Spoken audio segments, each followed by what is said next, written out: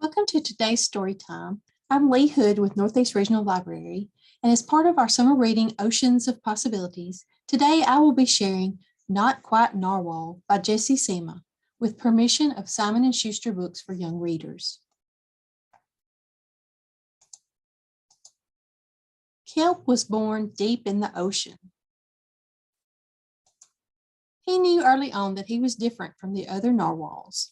His tusk wasn't as long as everyone else's. He had different tastes in food, and he wasn't a very good swimmer. But his friends didn't seem to mind, so Kelp decided he wouldn't either. That is, until he was swept away by a strong current. I wish I were a better swimmer. Kelp found himself at the surface, closer to land than he'd ever been before. High up on a cliff, he spotted a mysterious, sparkling creature. It looked so familiar. It looked like Kelp. Kelp swam toward land as fast as he could, which wasn't very fast at all, hoping that he could catch up with a creature that looked just like him. When he finally reached the shore, Kelp felt a little bit anxious. He had never left the ocean. He was nervous about walking for the first time, but the land creatures made it look so easy. It wasn't. He tried the crab crawl. Oof. He tried the frog hop. Ow. He finally landed on the turtle gate. Eventually, he got the hang of it. Everything on land was strange and beautiful, but also kind of scary. Kelp began to think he might never find the creature that looked just like him, but as he stumbled out of the forest, land narwhals! Actually, we're unicorns, and by the looks of it, so are you. Kelp had never heard of unicorns before. They taught him all sorts of new things about his tusk.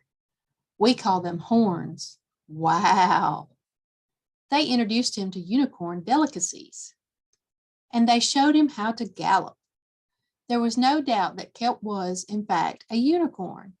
He was having so much fun that he didn't want to leave. But then he remembered all of his friends under the sea. Kelp missed them terribly, so he said goodbye to the unicorns and returned to the ocean. Come back soon.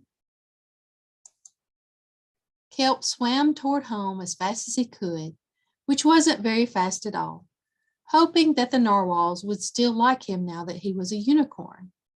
When he finally arrived, Kelp had butterflies in his stomach. Welcome home, Kelp! Kelp took a deep breath and told his friends the news.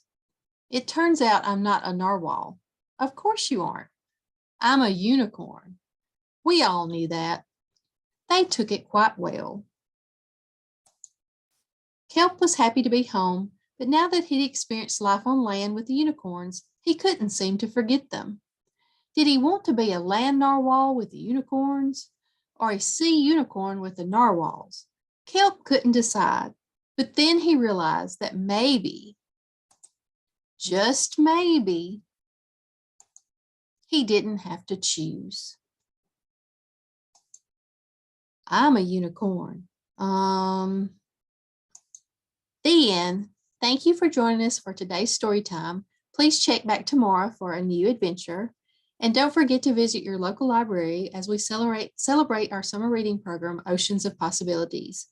We have story walks, scavenger hunts, activity and craft take-home packets, and lots more. Have a good day.